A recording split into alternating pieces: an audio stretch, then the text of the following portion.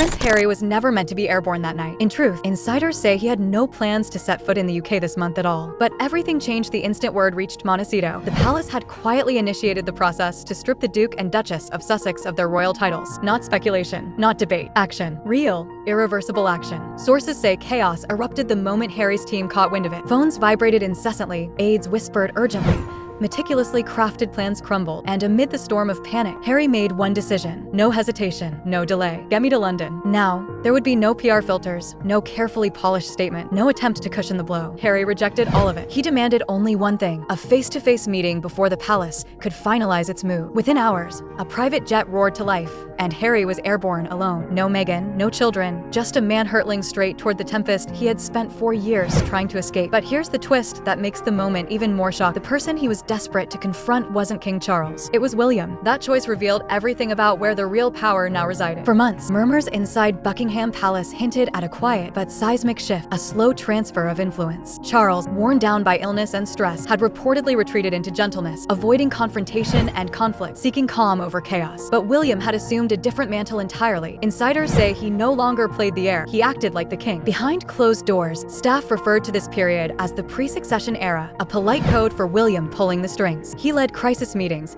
signed off on every major decision, and molded the monarchy's public image with precision. According to palace sources, he had grown weary of scandals, of the relentless trickle of embarrassment. In his eyes, the Sussex saga had dragged on far too long. For Harry, this realization was terrifying. The brother he once leaned on for protection now held the AXE.AS. Harry raced across the Atlantic toward confrontation. A meticulous operation was unfolding in London. Sources claim William had quietly assembled a team of legal minds, specialists in constitutional clauses, royal precedent, and the rare conditions required to strip titles. This was not about emotion, not revenge. It was strategy. Step 1. Use Prince Andrew as a legal test case, not out of mercy, but to establish a formal pathway for title removal in the modern monarchy. Though Parliament had previously ruled that only the sovereign could strip titles, William wanted the next monarch to inherit the same power. Step 2. Once Andrew's case set a precedent, Harry and Meghan could be dealt with the same way, cleanly, legally, and without William appearing vindictive, cold, calculated, corporate in its precision rather than familial. Harry knew that once this machinery began, it would be nearly impossible to stop. That's why he flew, racing against paperwork that could spell the permanent erasure of his royal identity. Meanwhile, a storm had been brewing in London, one that wasn't about Harry, yet would affect him more than he realized. Palace sources say the breaking point for William wasn't Harry at all. It was Andrew and Sarah, Fergie Ferguson. For weeks, whispers about the Epstein scandal, the scandal many had assumed dormant, were resurfacing, darker and more explosive than ever. Rumors of new emails linking Andrew to Epstein, not merely socially but financially, circulated inside palace corridor. Allegations surfaced that Scotland Yard might have been manipulated to discredit Virginia Robb, one of Epstein's accusers. And then there was Fergie. Her ties to Epstein were under renewed scrutiny. Sources allege she may have received more than £2 million over time, with rumors hinting Epstein quietly funded her lifestyle for nearly 15 years. For William, this was more than scandal. It was rot gnawing at the heart of the very institution he was destined to command.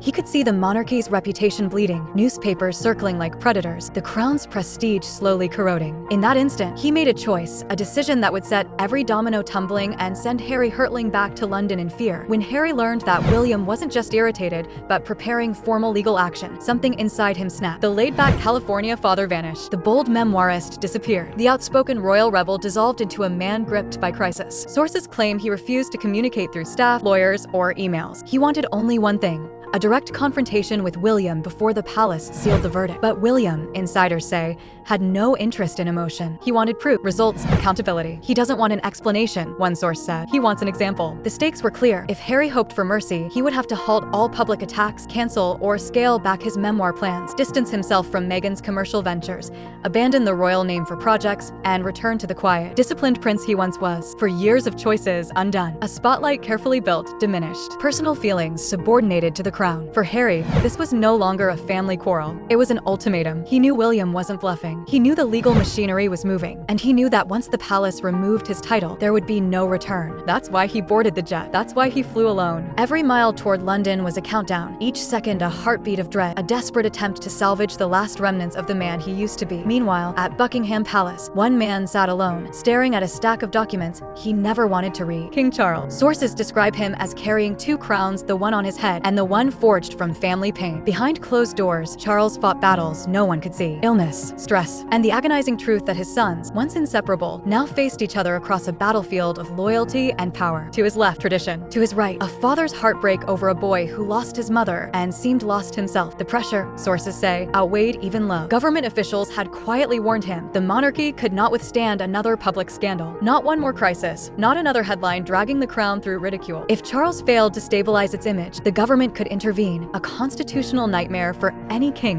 He looked at William, strong, decisive, unwavering, then at Harry, emotional, unpredictable, a lightning rod for controversy. And in that painful divide, Charles grasped the monarch's eternal truth. The crown survives only when the individual sacrifices. His choice was clear, but no less excruciating. As Harry's plane descended over London, he wasn't just fighting for dignity, he was battling for the future of his family. If titles were stripped, everything would change. The Duke of Sussex would become Henry Charles Albert David Mountbatten Windsor, a name as sterile as paperwork, devoid of legacy. Meghan would become Mrs. Mountbatten Windsor, losing the status that had fueled her global brand. Archie and Lilibet would lose their princely protection, the symbolic armor granted at birth, and the consequences wouldn't be only personal. Every lucrative book deal tied to his royal status. Every Netflix contract purchased because the world craved the couple who stepped away from royalty. Partnerships, speeches, appearances all hinged on the magic of a title. Without it, the shine would fade, the paycheck would dwindle, security risks would rise, invitations would disappear, influence would wane. As one palace aide put it, stripped of titles, Harry and Meghan would be just another celebrity couple with a podcast and a past. That, more than money or fame, was Harry's deepest fear. The erasure of the world he was born into, the world his children should inherit, wiped away with a single stroke. Morning light spilled over Buckingham Palace, gilding stone walls as guards shifted to new posts. The world outside awakened, but inside, a new era had begun. William stood in his office, no longer the younger brother, no longer the heir, but the man who had reshaped the monarchy with his own hand. He had done what others feared, cut away the chaos, removed threats, protected the crown with icy precision. Sources say he didn't smile, he didn't celebrate. Relief didn't touch his face. He looked ready for the throne long before it was officially his. Ready to lead with steel,